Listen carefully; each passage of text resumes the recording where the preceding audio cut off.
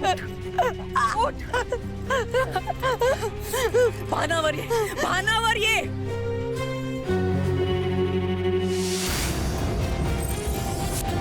माया, हे सगळं करायची काहीही गरज नव्हती. अहो मग दादासाहेब मी काय करू? तुम्ही सगळे माझ्यावर संशय घेताय. माया, मला आधीपासूनच तुझ्यावर संशय होता.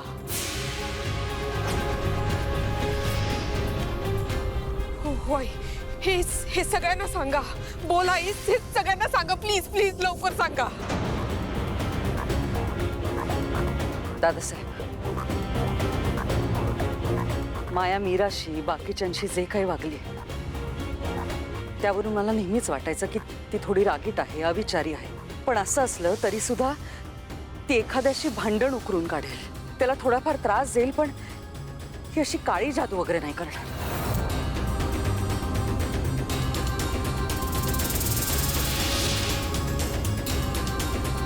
मायाचं अथर्वशी लग्न होऊ शकलं नाही या गोष्टीचं तिला कायम वाईट वाटत आलंय.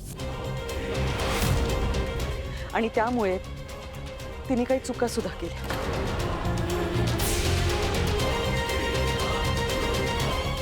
पण म्हणून ती असं काहीतरी करेल असं नाही वाटत मला. आई पण ती दादासाहेब, आपण तिला लहानपणापासून ओळखतो. काल रात्री जी घटना घडली आणि मायाच्या पर्समध्ये ज्या अघोरी वस्तू सापडल्या, हे सगळं संभ्रमात टाकणार आहे. पण हा एखाद्याचा डाव असू शकतो याचा विचार कोणीच करत नाहीये.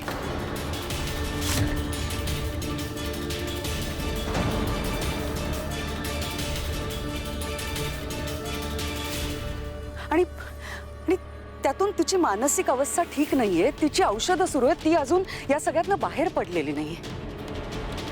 त्यामुळे मला असं वाटतंय की आपण तिच्यावरती विश्वास ठेवायला हवा.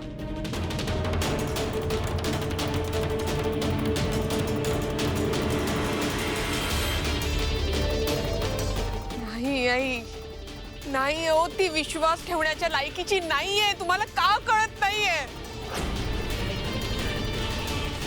काही दिवसांपूर्वी मायाने काही गोष्टी माझ्या कानावर घातल्या होत्या, पण मीच त्या गोष्टींकडे दुर्लक्ष केलं.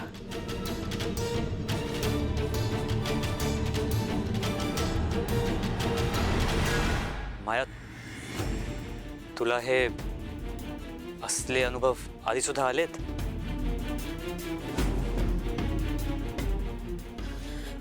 हो अथर्व, मी म्हणाले ना की खूप दिवस झाले माझ्या खोलीत कोणीतरी आहे असं मला वाटतंय.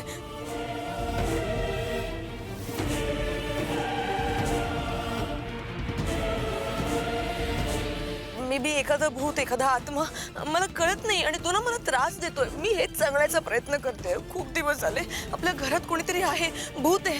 मगाशी पण त्यांनी मला ढकललं, त्या भूतानेच मला ढकललं. माया, तू घाबरू नकोस. आम्ही सगळे आहोत तुझ्यासोबत.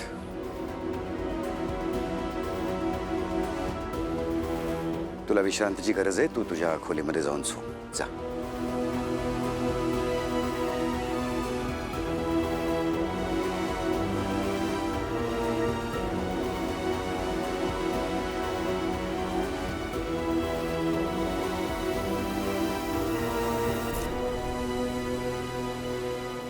मंजिरी, तुझ्या सांगण्यामुळे हा तिढा थोडाफार का होईना सुटला असं वाटतंय.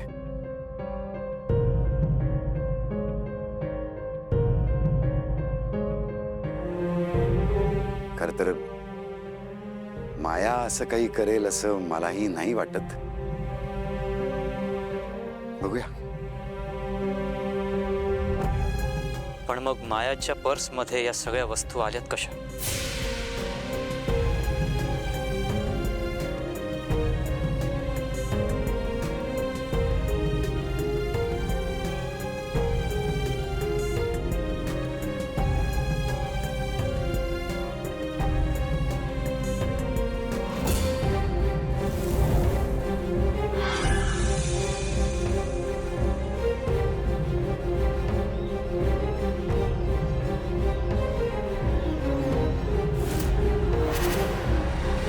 अघोर सर्वस्थ शक्तीनं आपल्या सहाय्याची आवश्यकता आहे.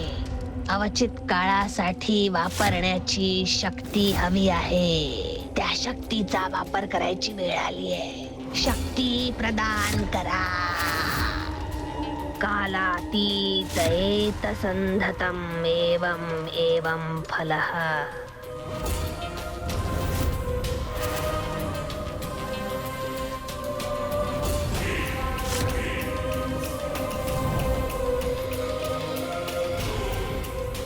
विशाखा तुझ्यासाठी एक कार्य आहे.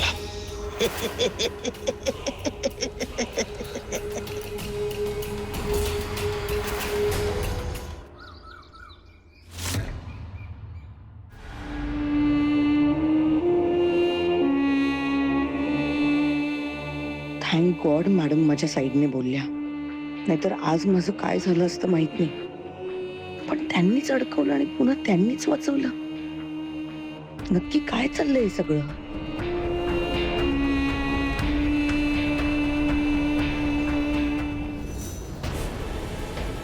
म्हणून मला असं वाटतं की आपण मीराला अजून काही दिवस सावलीकडेच राहू देऊयात. अगदीच बरोबर आहे तुझं, पण मीराला बोलवण्याची घाई नकोच करायला आता. हे घरातलं सगळं प्रकरण निवळू दे आधी, मगच मीराला बोलवू आपण परत. पण बाबा, आपण काहीतरी करायला हवंय. अथर्व, माझ्या ओळखीचे एक स्वामी आहेत, आपण त्यांच्याशी बोलूया. आपण नेमके ते सध्या गेलेत ऋषिकेशला. ते आले परत की आपण या सगळ्याविषयी त्यांच्याशी बोलून घेऊ. दादासाहेब, हे बघा, मी काय म्हणते, आत्ता आपण नको त्यांच्याकडे जायला. कारण आपण त्यांच्याकडे जर का गेलो ना तर नक्की हे प्रकरण बाहेर पडेल. प्लीज. पण आपल्याकडे दुसरा काय पर्याय म्हणजे रे? खरंच जर का या घरात वाईट शक्तीचा वावर असेल तर त्या स्वामींच्या मदतीने ती शक्ती लवकरात लवकर बाहेर जाईल ना या घरातून. आत्ता कुठे घरात जरा चांगल्या गोष्टी घडायला लागलेल्या होत्या. घर कसं हसतं खेळतं राहायला लागलेलं होतं आणि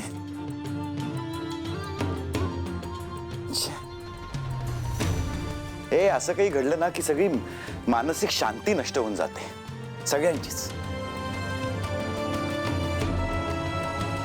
दादासाहेब, तुम्हीच असे खचलात तर आम्ही कोणाकडे बघायचं?